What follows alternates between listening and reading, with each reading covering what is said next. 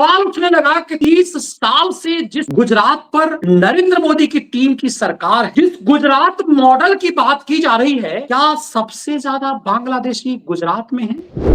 क्योंकि पाकिस्तान का निर्माण हमारे से नफरत के आधार पर बना, तो पाकिस्तान के खिलाफ एक्शन लेने में राज्य सरकार बैकफुट पे नहीं आ सकती। पहलगाम में जो कुछ भी हुआ उसके लिए तो कतई नहीं। तो इसी सुप्रीम कोर्ट ने सोमनाथ मंदिर में अवैध निर्माण को लेकर के कहा था कि बुलडोजर नहीं चले। उसी सुप्रीम कोर्ट ने गजब का आदेश जारी किया। अब सुप्रीम कोर्ट कह रहा है कि सरकार देशद्रोहियों के खिलाफ सॉफ्टवेयर का यूज कर रहा है, इसमें गलत क्या है? सोचिए, इस मामले पर चंद्रचूड़ के दौर में ये टिप्पणी क्यों नहीं किया सुप्रीम कोर्ट ने? नमस्कार, कैसे हैं आप? देश भर में पाकिस्तानी नागरिकों को भगाने के लिए 48 घंटे का अल्टीमेटम था और 48 घंटे के अंदर जब देश भर से पाकिस्तानी को भगाया जाने लगा तो सच चौंका देने वाला यह सामने आया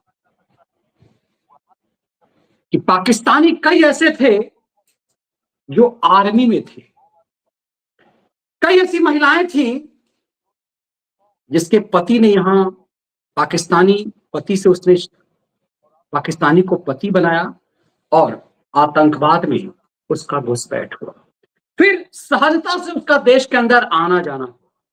बात यहीं तक नहीं रुकी, बात आगे तलक गई। देश के अंदर बात आगे तलक ये गई कि पूरे देश से बांग्लादेशियों को निकालने का खेल शुरू हुआ। उसमें सबसे बड़ी संख्या में जो बांग्लादेशी निकाले जाने लगे वो गुजरात में, और गुजरात में भी गुजरात की राजधानी अहमदाबाद से। तो सवाल उठने लगा कि 30 साल से जिस गुजरात पर नरेंद्र मोदी की टीम की सरकार है, जिस गुजरात मॉडल की बात की जा रही है, क्या सबसे ज्यादा बांग्लादेशी गुजरात में है? अहमदाबादी सुर्खियों में क्यों है? क्यों अहमदाबाद से लेकर गुजरात के कुछ हिस्सों में बांग्लादेशी हजारों हजार की संख्या में पकड़े जा रहे हैं? और बांग्लादेश गुजरात के गृह मंत्री कह रहे हैं कि ये सब बांग्लादेशियों के आधार कार्ड पश्चिम बंगाल के बने हुए हैं। तो डॉट्स जोड़िए जरा सा। जो पाकिस्तानी नागरिक हैं, जिन महिलाओं ने पाकिस्तानियों से शादी कर ली, उसके पास पाकिस्तानी पासपोर्ट है, इंडियन पासपोर्ट नहीं है, लेकिन उसका आधार कार्ड, उसका ration card, voter I card तक भी भारतीय है, पाकिस्तानियों के। तो आप इस डॉट्स को जोड़िए कि फिर बांग्लादेशी कैसे? सिर्फ बांग्लादेशियों की बात हो रही थी, बात सिर्फ बांग्लादेशियों की हो रही थी, लेकिन जब पहलगाम का मामला आया और सरकार ने 48 घंटे के अंदर पाकिस्तानियों को बाहर करने का आदेश दिया, तो सच ऐसा सामने आया कि पाकिस्तानी तो यहां आधार कार्ड, वोटर आई कार्ड सब बना करके, राशन कार्ड लेकर के सरकारी सुविधा का मौज ले रहे थे, भारतीय बीवी का मौज ले रहे थे, मुस्लिम महिलाएं जो उसकी भारतीय बीवी थी, और वो आतंकवाद का खेल यहां खेल रहा था। यह आदेश भारत सरकार बांग्लादेशियों के लिए नहीं दे सकती थी, क्योंकि भारत को पता है कि पाकिस्तानी तो कम संख्या में है, बांग्लादेशी तो लाखों लाख की संख्या में है। तो बांग्लादेश को हटाने का ड्राइव, बांग्लादेशियों को भगाने का ड्राइव नहीं था, यह ड्राइव अवैध निर्माण को रोकने के लिए था। तो पूरे अहमदाबाद में लाखों लाख की संख्या में अवैध निर्माण कर रह रहे बांग्लादेशियों को नस्ते-नाबूद कर दिया गया। सरकार कहीं नहीं कह रही कि हम बांग्लादेशियों को भगा रहे हैं, सरकार कह रही है कि हम अवैध निर्माण ध्वस्त कर रहे हैं। तो अवैध निर्माण ध्वस्त करने का सिलसिला अहमदाबाद में ऐसे चला कि जब तक मैटर हाईकोर्ट में जाता, अहमदाबाद में पूरी तरह से लाखों की संख्या में अवैध रह रहे बांग्लादेशी, जो अवैध निर्माण करके रह रहे थे, उन्हें ध्वस्त कर दिया गया। ये तस्वीरें आपको चौंका देगी, लेकिन सबसे ज्यादा संख्या में ये बांग्लादेशी अहमदाबाद में थे। तो लोग सवाल करने लगे कि आखिर गुजरात में जहां 30 साल से भाजपा की सरकार है, वहां अहमदाबादी, वहां उस अहमदाबाद में, वो भी गुजरात की राजधानी में, क्या खेल है ये? क्या मैसेजिंग ये है कि अहमदाबाद गुजरात की राजधानी है, यदि बड़ौदा, सूरत या किसी और शहर में ये अवैध निर्माण तोड़े जाते तो ये खबर राष्ट्रीय लेवल पे नहीं होती। तो क्या गुजरात की सरकार ने ये मैसेज दिया है कि ये ड्राइव अब पूरे देश में चलाना चाहिए? भारत के गृह मंत्री ने सभी राज्य के मुख्यमंत्रियों से कह दिया कि 48 घंटे के अंदर पाकिस्तानियों को बाहर करो। पूरे देश भर से पाकिस्तानी बाहर किए जाने लगे। लेकिन क्या यही आदेश यदि गृह मंत्री बांग्लादेशियों के लिए कहते तो संभव था? नहीं संभव था, क्योंकि पाकिस्तान का निर्माण हमारे से नफरत के आधार पर बना है। तो पाकिस्तान के खिलाफ एक्शन लेने में राज्य सरकार बैकफुट पे नहीं आ सकती। पहलगाम में जो कुछ भी हुआ उसके लिए तो कतई नहीं। तो पाकिस्तानियों को तो बड़े पैमाने पर बाहर कर दिया गया। बांग्लादेशियों के लिए नहीं कहा गया कि बांग्लादेशियों को ध्वस्त करो। अवैध निर्माण अहमदाबाद में ध्वस्त हुआ और भारतद्रोही कोर्ट फिक्सर्स बड़ी आसानी से पारंपरिक रूप से सुप्रीम कोर्ट में खेल कर सकते थे, क्योंकि इस देश ने देखा है कि जब कभी भी बुलडोजर चलना होता है और कोर्ट फिक्सर सुप्रीम कोर्ट पहुंचते हैं तो बुलडोजर पर ब्रेक लग जाता है, अवैध निर्माण का सिलसिला जारी रहता है। इस देश की सुप्रीम कोर्ट ने जितना अवैध निर्माण को प्रश्रय दिया है वो कल्पना से परे है। लेकिन इस देश की सुप्रीम कोर्ट का यह आदेश है कि अवैध निर्माण नहीं होना चाहिए। लेकिन चाहे वो दिल्ली का जहांगीरपुरी हो, हिमाचल प्रदेश के कई इलाका हो, उत्तराखंड हो, देश के अलग अलग हिस्सों में जब कोर्ट फिक्सर्स पहुंच जाते अवैध निर्माण को रोकने के लिए तो सुप्रीम कोर्ट रोक लगा देता है। लेकिन हाल के दिनों में सुप्रीम कोर्ट को ऐसा क्या हो गया है, आप चौंक जाएंगे। सुप्रीम कोर्ट के कुछ फैसले आपको हिलाकर रख देंगे। आपको भरोसा ही नहीं होगा कि ये क्या वही सुप्रीम कोर्ट है। आपको आश्चर्य लगेगा, देश की सुप्रीम कोर्ट ने एक आदेश जारी किया है भाई साहब, और सुप्रीम कोर्ट ने दूसरे कोर्टों को यह आदेश जारी किया है कि अदालतों की साख पब्लिक में खराब हो रही है, इसीलिए सोच समझकर फैसला दें। यह आपका बदला हुआ सुप्रीम कोर्ट है। जरा देखिए इसे, हमने और इस डॉट्स को जोड़िए कि क्या मोदी ने चूड़ियां कस दी है, मुहावरा में कहते हैं। गलत फैसला मत लो, सर्वोच्च न्यायालय ने अदालतों को दिए निर्देश। ये सुप्रीम कोर्ट का आज का फैसला है और सुप्रीम कोर्ट ने देश भर के हाई कोर्टों, जिला कोर्टों को यह निर्देश दिया है कि साख अदालत की खराब हो रही है, इसलिए गलत फैसले मत लो। तो गलत फैसले कौन ले रहा था? दरअसल हाल के दिनों में सुप्रीम कोर्ट की जो साख डैमेज हुई है, जस्टिस वर्मा के मामले में जो साख डैमेज हुई है, तीस्ता सीतलवार का मामला 2 साल पुराना हो चुका हुआ है। लेकिन तीस्ता सीतलवार को जिस तरह से चंद्रचूड़ ने मौज दिलाई नीचता पूर्वक से, अवैध तरीके से, अनैतिक तरीके से, उसको लेकर हम लगातार मुहिम बनाते रहे। लेकिन पटना हाईकोर्ट के पूर्व जस्टिस राकेश ने जिस तरह से तीस्ता सीतलवार मामले की जांच, तीस्ता सीतलवार को चंद्रचूड़ द्वारा मौत दिए जाने के मामले का मुद्दा बना करके राष्ट्रपति से शिकायत कर दी। हम तो राष्ट्रपति से शिकायत नहीं कर पाए, हम तो बस अपने सोशल मीडिया के माध्यम से ही कहते रहे। लेकिन वो पटना हाईकोर्ट के जज थे, रिटायर्ड जज थे, उनका प्रभाव ज्यादा था। उन्होंने भारत के राष्ट्रपति को चिट्ठी लिख दी। राष्ट्रपति ने इस पूरे मामले की जांच की जिम्मेदारी गृह मंत्री, डीओटी और कानून मंत्री को दे दी कि क्या 2023 में जो चंद्रचूड़ ने बतौर चीफ जस्टिस रहते हुए कॉलेजियम, जो एक बेंच बनाया था तीस्ता सीतलवार के लिए, जब उसको गुजरात हाईकोर्ट से अरेस्ट वारंट जारी कर दिया गया था 4 बजे शाम में, तो 7 बजे तक एक बेंच कैसे गठित हो गई, जब गर्मी की छुट्टी सुप्रीम कोर्ट में चल रही थी और शनिवार का दिन था। इसने सुप्रीम कोर्ट की साख को डैमेज कर दिया। मामला इतना ही नहीं हुआ, जब जस्टिस वर्मा को पकड़ा गया करोड़ों रुपए कैश उसके घर में जलते हुए, तो सुप्रीम कोर्ट ने उस पूरे केस को दबाने की कोशिश की। टाइम्स ऑफ इंडिया की रिपोर्ट को अफवाह बता दिया और उसके बाद जब पेन ड्राइव में वो सच पिछवाड़े में डाला गया तो फिर सब कुछ खुल करके सामने आ गया। और सरकार ने जब वो पेन ड्राइव दिखाया अमित शाह की पुलिस ने जब सुप्रीम कोर्ट और हाई कोर्ट के चीफ जस्टिस को पेनड्राइव दिखाया तो पेनड्राइव के सच से जमीन हिल गया सुप्रीम कोर्ट का, जनता के बीच साख खत्म होने का भय हुआ।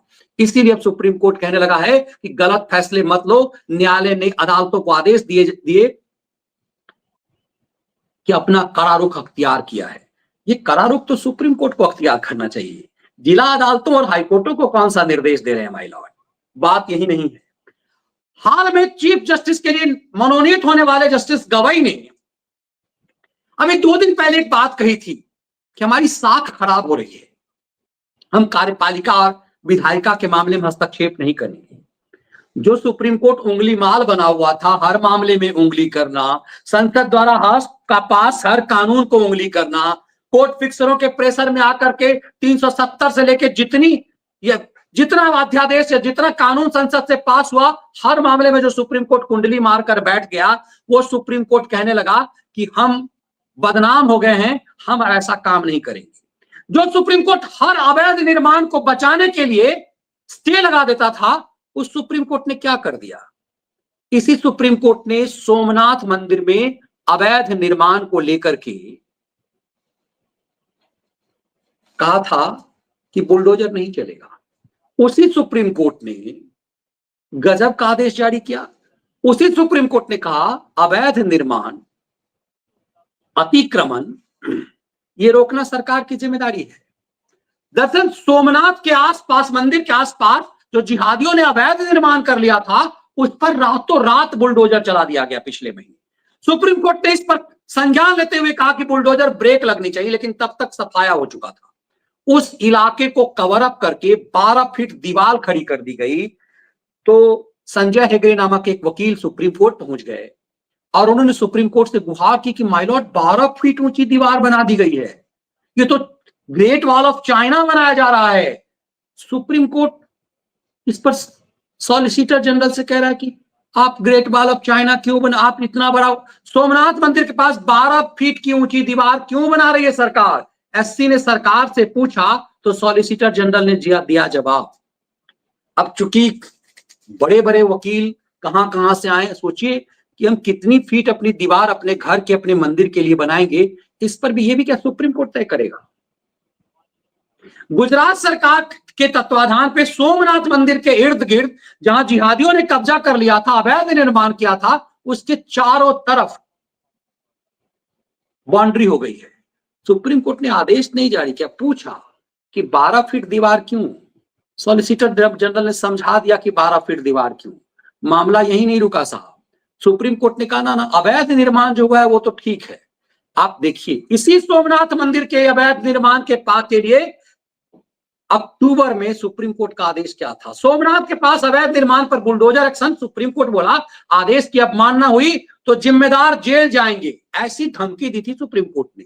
अब सोचिए, जिस सुप्रीम कोर्ट ने 4-5 महीना पहले सरकार को ऐसी धमकी दी कि तुम यदि अवैध निर्माण किए तो तुम्हारा हम कांड कर देंगे, वही सुप्रीम कोर्ट एकाएक सोमनाथ मंदिर में अवैध निर्माण खत्म किए जाने मामले पर चुप्पी क्यों लगा ली है? ये कैसा बदल रहा है देश? ये क्या हो रहा है इस देश में? मामला यही नहीं है। अब आपको समझ में आएगा कि नरेंद्र मोदी ने दरअसल चूड़ी कैसे कसती है। आपको पेगासस मामला याद है? पेगासस में राहुल गांधी ने कहा था कि मेरा फोन टेप हो रहा है जी, जितने खलियां ठहराती है सब क्या मेरा फोन टेप हो रहा है जी। उस समय में सुप्रीम कोर्ट में पेगासस पे क्या मामला बना था, आपको याद है? उस समय सुप्रीम कोर्ट में पेगासस पे यह मामला बना था कि सुप्रीम कोर्ट में कहा गया कि पेगासस के माध्यम से टेलीफोन टेप किया जा रहा है। पेगासस के माध्यम से इस देश में विपक्ष के नेताओं, बड़े बड़े पत्रकारों के फोन टेप किए जा रहे हैं, ये कह दिया था। अब सोचिए, इस सुप्रीम कोर्ट ने उस समय कभी नहीं कहा कि पेगासस का इस्तेमाल आतंकवादियों को पकड़ने के लिए किया जाना है। इस पेगासस पर एक ऐसा नैरेटिव बनाया गया कि पेगासस जो पकड़ा के माध्यम से राहुल गांधी के फोन टेप किए जा रहे हैं। विपक्ष के नेताओं के फोन टेप किए जा रहे हैं। हर चिरकुट ने कहा मेरा टेप हो रहा, मतलब बड़ा बनने के लिए सबने कहा पेगासस। ये खलियर खैरातियों का गैंग ने कहना शुरू किया पेगासस से मेरा फोन टेप हो रहा है, और सरकार के ऊपर प्रेशर बना दिया गया कि पेगासस जो इजराइल से सौदा किया गया है उसे रोक लगा दिया जाए। ये पूरा नैरेटिव चलाया गया। अब जिस सुप्रीम कोर्ट ने पेगासस को रोकने का एजेंडा चलाया था, उसी सुप्रीम कोर्ट ने कमाल कर दिया। अब सुप्रीम कोर्ट कह रहा है कि सरकार देशद्रोहियों के खिलाफ सॉफ्टवेयर का यूज कर रहा है, इसमें गलत क्या है? सोचिए, इस मामले पर चंद्रचूड़ के दौर में ये टिप्पणी क्यों नहीं किया सुप्रीम कोर्ट ने? सुप्रीम कोर्ट ने ये टिप्पणी यदि उस समय कर दिया होता तो ये जो ड्रामा हुआ था, राहुल गांधी ने जो ड्रामा किया था, वो नहीं होता।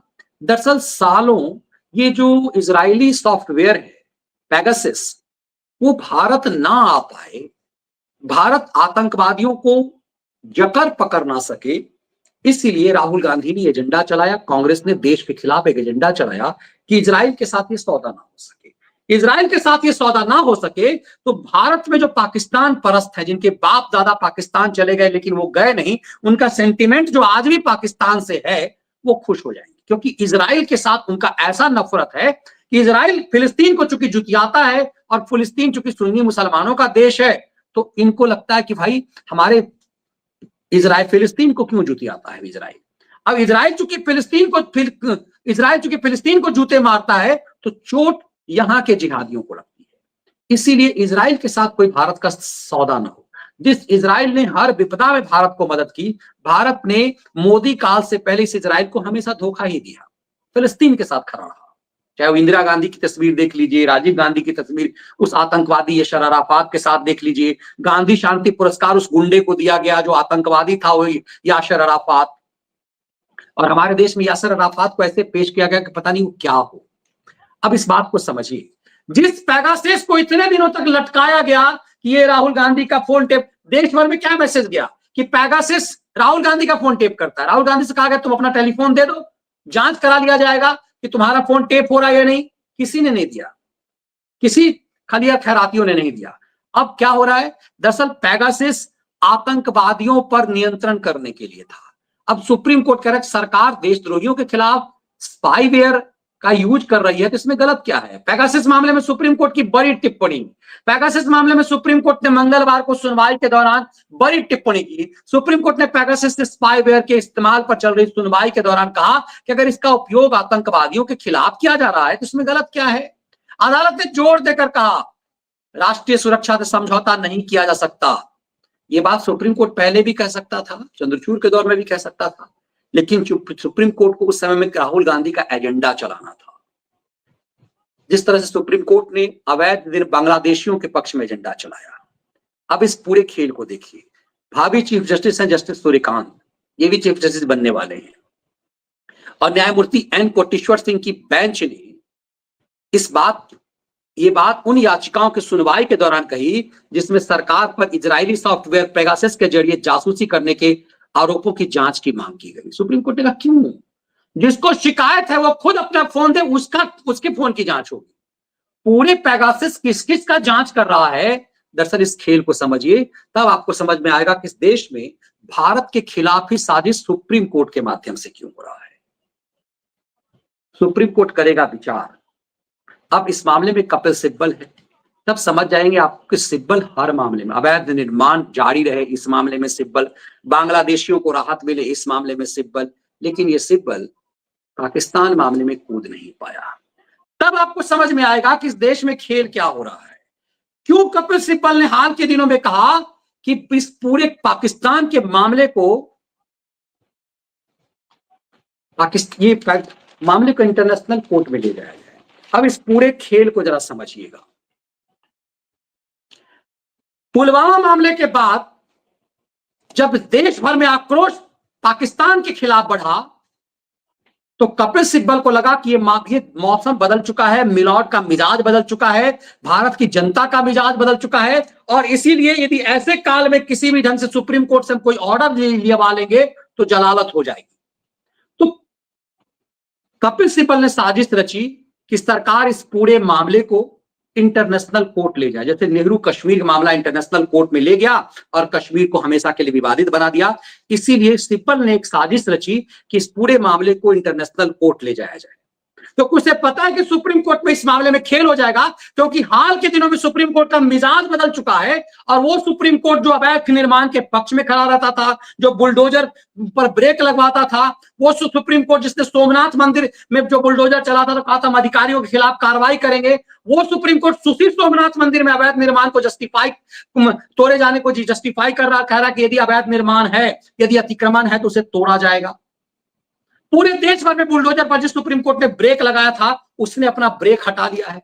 वो सुप्रीम कोर्ट जो जिसने कहा कि जस्टिस वर्मा के मामले में जांच का अफवाह था, वो सुप्रीम कोर्ट के हाथ पांव फूले हुए हैं। वो सुप्रीम कोर्ट कह रहा देश की बदनामी हो रही है। वो सुप्रीम कोर्ट जो हर मामले में टांग अड़ाता था, संसद द्वारा पास हर कानून में टांग अड़ाता था, वो सुप्रीम कोर्ट अब कह रहा है कि हमारी बदनामी बहुत हो चुकी है, हम कार्यपालिका में हस्तक्षेप नहीं करेंगे।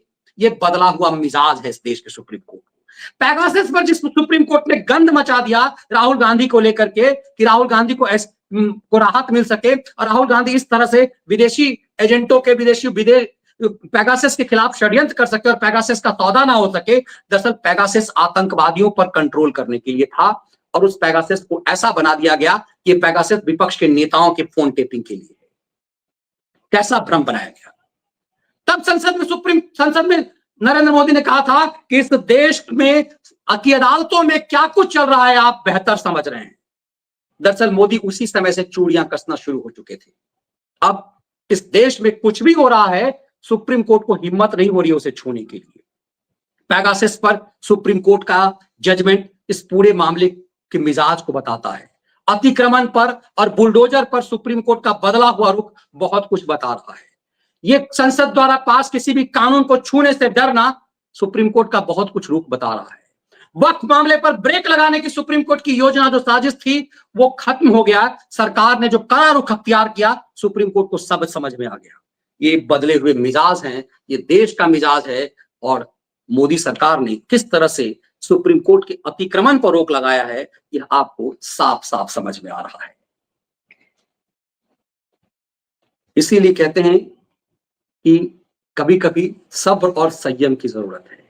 ये बदला हुआ माहौल है और इस माहौल में यही वजह है कि अब ड्राइव चलाया जा रहा है बांग्लादेशियों को इस देश से भगाने के लिए। सुप्रीम कोर्ट कुछ नहीं कर पा रहा।